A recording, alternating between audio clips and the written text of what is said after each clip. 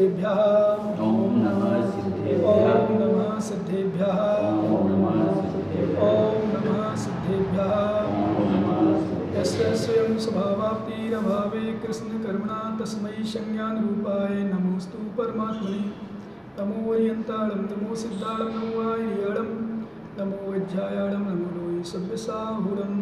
अनंतानंत परम सिद्ध भगवान की जय। 1008 श्री आदिनाथ भगवान की जय। 1008 श्री मुल्ला बासपुर भगवान की जय।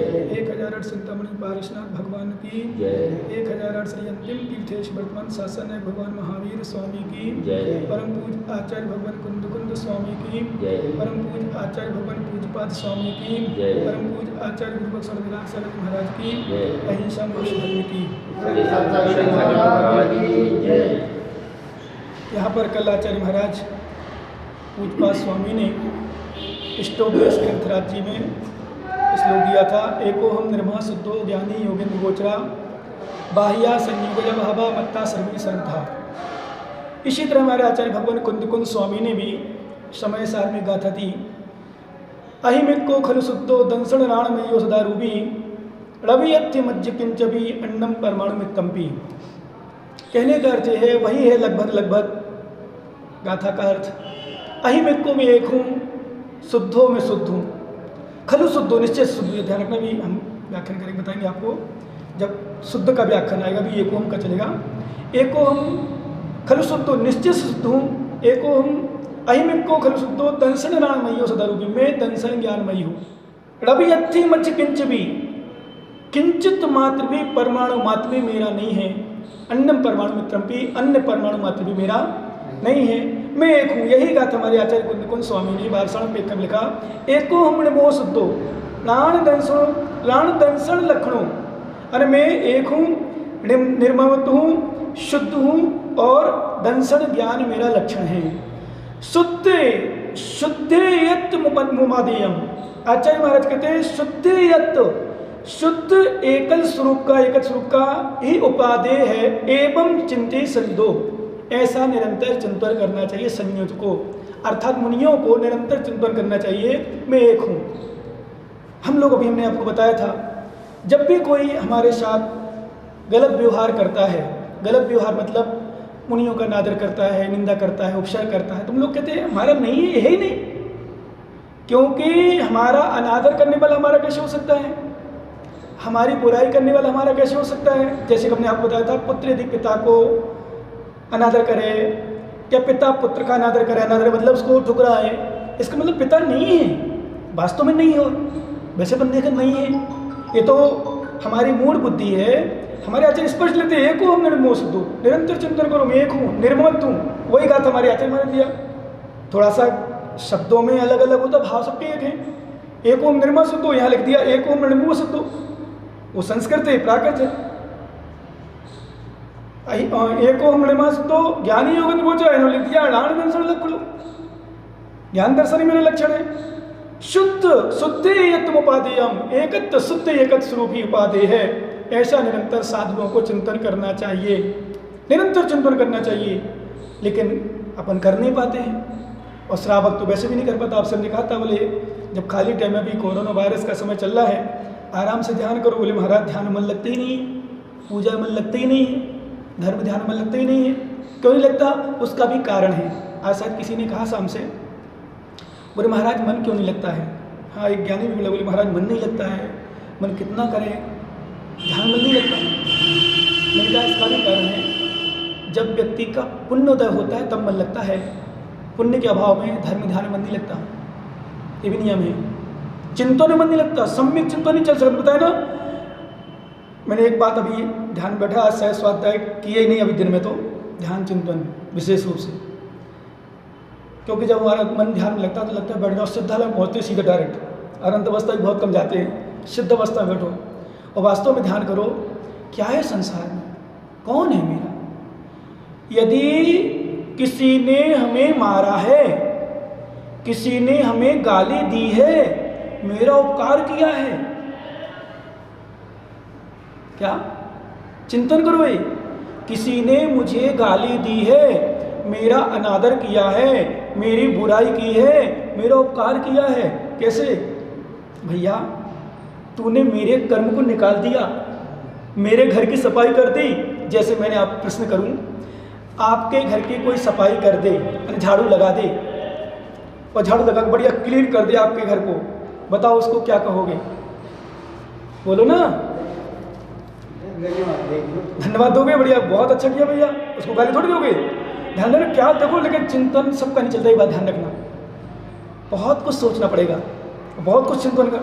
अरे मेरे घर की सफाई कर दी तो मैं खुश हो गया, और जिसने मेरी आत्मा की सफाई करी उस पर खुश नहीं होता हूँ। सच बताओ, मैंने कल ही बताया था, मैंने आपसे जगी थी मैंने कल, मैं बड़ा खुश हूँ, वर्तमान को विषय को लेकर बहुत खुश हूँ। पहली बात मुझे अपनों का ज्ञान हो गया, और दूसरी बात उन्होंने तो मेरी सफाई तो करी, मेरा क्या किया? मेरे साथ गलत नहीं किया, मुझे समता में जीने के लिए और शिक्षा दी, मेरा उपकार किया। क्या? हाँ सच है, मेरी सफाई करी। क्योंकि देखो ये तो नियम है, आपने मुझे गाली दी, मेरे अशुभ कर्म के अभाव में आपके भाव बन ही नहीं सकते गलत। आपने मुझे गाली दी तो आपके कर्मोदय से नहीं, मेरे कर्मोदय से। तो मेरा कर्मोदय मतलब मेरे कर्म का क्षय, और क्षय मतलब नष्ट। तो आपने, और निंदा करना बुराई करना मतलब अशुभ कर्म का, तो अशुभ कर्म को आपने क्षय किया, मतलब मेरी आत्मा से आपने अशुभ कर्म को नष्ट कर दिया। तो आप मेरे उपकारी हो कि अपकारी? लेकिन ये चिंतन चल नहीं पाता है। ये जितना बोलना आसान है उतना करना आसान नहीं है, बस इतना ध्यान रखना। पर हम लोग इस विषय को अधिकांशतः करते हैं, ये ध्यान रखना। क्या करने का प्रयास तो करता ही है, करते ही, और करना ही चाहिए। नहीं, श्रावक तो उतना नहीं कर पाता है।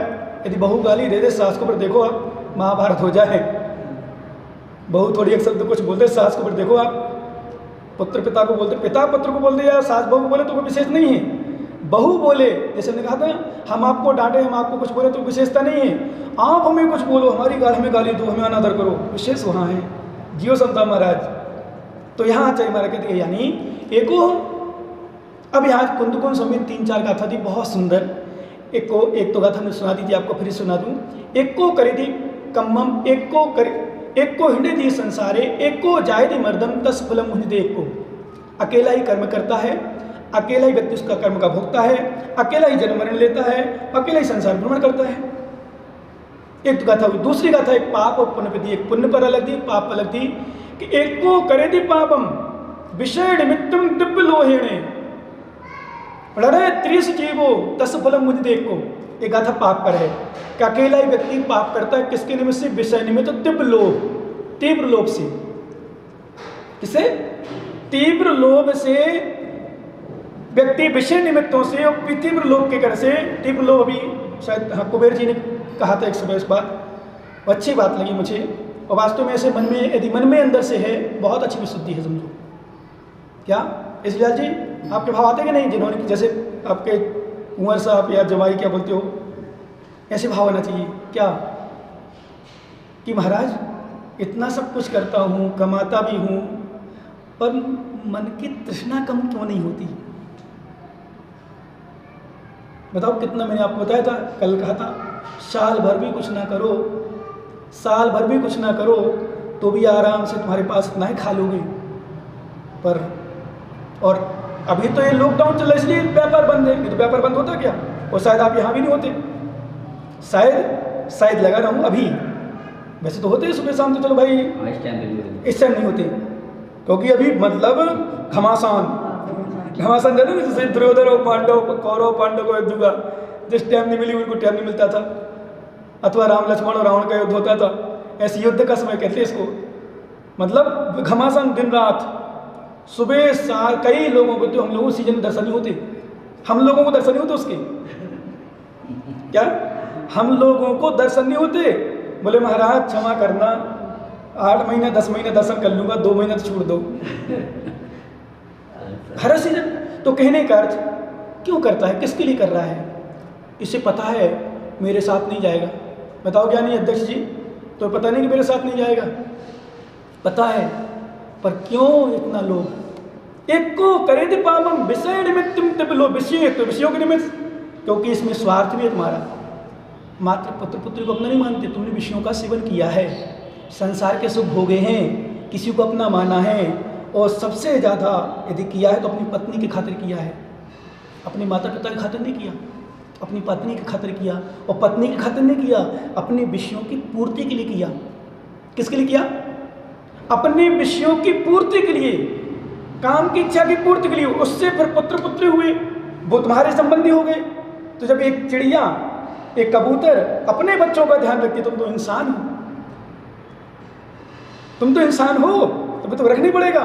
तो वो तुम्हारा जाया है, यानी तुम्हारे द्वारा तुम्हारा निमित्त बने हो, तुम निमित्त बने उसके लिए, पुत्र पुत्री के लिए। इसलिए आपको इतना मोह हो गया उनसे कि आपको पता है कि मैंने तो इतना कर लिया, मैं आराम से खा रहा हूँ, पी रहा हूँ, परंतु ये सब कुछ क्यों, इसके लिए क्यों कर रहा हूँ? नहीं, वो तुम्हारा है, तुम उसको अपना घनिष्ठ मानते हो, इसलिए तुम्हें इतना राग है, इसलिए तुम्हारा छूट नहीं पाता है। आचार्य हमारे कहते तिब्बे लोहेण एको करि निकम्मम एको करि पावम विषय मित्यम तिब्ब लोहेणे नरे त्रियस जीवो। फिर बाद में क्या होगा? नरक को त्रियंज गति में है जीव, तस्य फलम मुनिदेव को, उसका फल एक करता है। अब पाप पे आचार्य महाराज ने कहा एको करे, नहीं पुण्य पर कहा एको करे पुण्यम धम्म निमित्त पतिदानेने। क्या?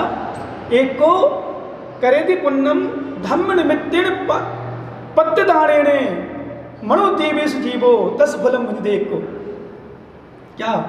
एक ही जीव अकेला पुण्य करता है धम्म निमित्त से। अभी आप प्रवचन सुनने आए, अकेले आए घर से,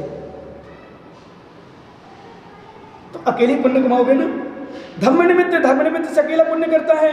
पत्ते दाने रहे, पात्र को दान दोगे, आप आहार देते हो, आहार देखते हो, अनुमोदना करते हो, आपने आहार दिया, तो आपने आहार दिया, आपके बच्चों को पुण्य नहीं मिला, आपको पुण्य मिला। आपने आहार देखे, आपको पुण्य मिला, आपके बच्चों को नहीं मिला। आप प्रवचन सुनने आए तो आपको मिला, आपके बच्चों को नहीं मिला, चिंटू को नहीं मिला, या आपको मिला, आपके भाई को नहीं मिला, आपको मिला, आपकी पत्नी को नहीं मिला, आपको मिला। तो धर्म निमित्त जितना आप दान करते हो, पुण्य करते हो, तीर्थ यात्रा करते हो, गुरुओं के दर्शन करते हो, वंदना करते हो, आराधना करते हो, अभिषेक करते हो, शांति धारा करते हो, इसमें आप अकेले पुण्याश्रय कर रहे हो। तो फिर क्या करोगे? मनुदेवेश जीवो, मनुष्य गति की देवगति में आप अकेले ही उसका कर्म फल भोगोगे। अभी वर्तमान में आप अच्छा भोग रहे हो, अच्छा सुख मिल रहा है, इसका मतलब आपने पूर्व पुण्य किया था, तो आपको मिलेगा, आपका बच्चा को नहीं मिल रहा सुख। आपने देखा, कई जगह देखा, हमने अनुभव किया, दो भाई हैं, एक भाई करोड़ों में खेल रहा है, एक भाई रोड पर खेल रहा है, एक के नौकर हैं, एक दूसरे के यहाँ नौकर हैं। ये सब क्या है? स्वयं कर्म का।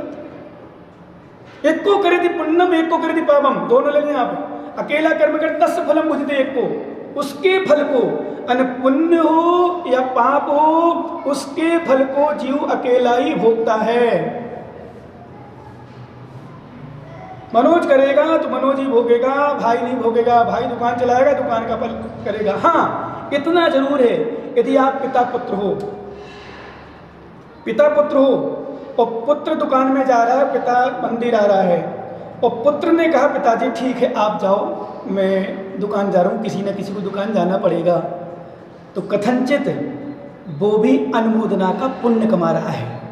कथनचित वो भी अनुमोदना का पुण्य कमा रहा है, क्योंकि उसने अनुमोदना की पिताजी दोनों तो जा नहीं सकते, आप मंदिर जाओ, मैं दुकान जा रहा हूँ, तो वो भी पुण्य कमा, आप भी पुण्य कमा रहे हैं। लेकिन उल्टा भी हो सकता है, वो पुण्य कमा सकता है, आप पाप कर सकते हो। अरे यार वो बेचारा परेशान हो रहा होगा, वो ऐसा हो रहा होगा, वो ऐसा हो रहा होगा, पता नहीं ग्राहक कितने होंगे, क्या होगा, तो यहाँ बैठे बैठे आप पाप कमा रहे हो। और वो वहाँ बैठे बैठे बताओ पिताजी मेरे या भाई मेरा बढ़िया महाराज के पास सेवा कर रहा होगा, प्रवचन सुन रहा होगा, आराधना कर रहा होगा, ध्यान कर रहा होगा, तो क्या कर रहा वहाँ बैठे बैठे? पुण्य। इसलिए हमारे आचार्य ने अपने स्वयं अकेला पुण्य करता है, अकेला ही। अको हम, अब आ जाओ मेन शुद्ध, अहिमिक को, एकोम निर्मा शुद्धो, निर्मत हूँ, मेरा कोई नहीं है, कोई भी नहीं है। क्योंकि आचार्य ने लिखा मादा पितर सहोदर, मादा पितर सहोदर पुत्र कलत्तादि बंधु संदोहो जीवसना संबंधो ये कच्च बसड़ बट्टंती। आचार्य महाराज कुंद स्वामी ने बारसण पे कम लिखा मादा पितर सहोदर, माता पिता, सहोदर मैंने सगा भाई, पुत्र कलक्त, पुत्र कलक्त आदि बंधु संदो, पुत्र स्त्री इत्यादि बंधु संदो, बंधु समूह आदि मित्र, ये सब जीवस न संबंधो, जीव के संबंधी नहीं है। निर्मत्तु प्रिय कच्च बसेण बट्टंती, अपने अपने कार्य के वशार्थ वशीभूत होकर बसते हैं, काम करते हैं। हमने कल कहा था कोई किसी का नहीं है, सब स्वार्थ के। पिता पुत्र को चाह रहा है, पुत्र पिता को चाह रहा है, इसका मतलब है कहीं ना कोई स्वार्थ की पूर्ति हो रही है। नहीं तो मैंने बताया था एक बार, पिता ने पुत्र को मारा है, पुत्र ने पिता को मारा है, भाई ने भाई को मार डाला है। बीच चौराहे पर एक पुत्र ने अपने पिता को तलवार से काट के टुकड़े कर दिए। एक बेटे ने धन के लोभ में अपनी मां का गला रोक दिया और चैन खींच ली। एक मां ने एक काम की पूर्ति के लिए, बेटे को संदेह हो गया था, वो किसी संबंध था उसका, बेटे ने देख लिया था, अपने बेटे को मरवा दिया था। ऐसे अनेक दृष्टांत हैं। इसका मतलब है कोई नहीं। ऋण कज्य बसेण बट्टंती, अपने अपने कार्य के वश बर्तन करते हैं। इसलिए आचार्य महाराज सबसे अच्छा सूत्र फिर एको हम, ये सूत्र लेके जाओ आज। एको हम, मैं अकेला हूँ। निर्मत तो निर्मत हूँ, मेरा कोई नहीं है, मेरा मैं ममत से रहित हूँ। वास्तव में मेरा जब कोई नहीं तो मैं ममत क्यों करूँ, किसके लिए करूँ। मैंने एक दिन कहा था, कथनचित घर में रह रहे हो, कमाओ, लेकिन जितना कर सको दान करो, धर्म करो। क्यों? एको करित पुण्यम धम्म मित्र पात्र दाने, अकेला पुण्य करता है धर्म के निमित्त से, पात्र दाने, पात्र के दान से। जितना चौका लगा सबको लगाओ, जितना, क्योंकि घर में तो मैंने दिन जब माताएं विशेष प्रवचन विशेष होते हैं, माताओं बहनों को उपदेश देता हूँ, एक ही बात कहता हूँ, माताओं कभी भी चौका लगाने में पीछे मत रहना, कभी पीछे मत रहना। क्यों? क्योंकि आप जिंदगी भर रोटी बनाते आ रहे हो, घर के लिए रोज बनाते हो। आप लोग भी अपने घरों में जैसे पत्नी नहीं आती हो, नहीं सुनती हो, तो आप लोग बोल सकते हो। कभी आहार देने में चौका लगाने के पीछे मत होना, जितना लगा सबको लगाना खूब। क्यों? जिंदगी भर हम अपने पति पुत्र पिताओं को भोजन बनाते हैं, रोज रोटी बनाती शायद घर में माताएं, रोज चौके काम करती हैं, किचन का जिसको आप बोलते हो, रोज भोजन बनाते हैं। तो फिर साधु को मतलब साधु को नहीं बनाना, बनाना स्वयं के लिए। शुद्ध बनाओ, साधु को खिलाओ। कहाँ परेशानी है, कहाँ नहीं है, कहाँ मेहनत है। मेहनत तो वहाँ है वास्तव में। देखो चौकों में देखा हो तो कितना बनाते हैं महाराज, कितना लेते हैं।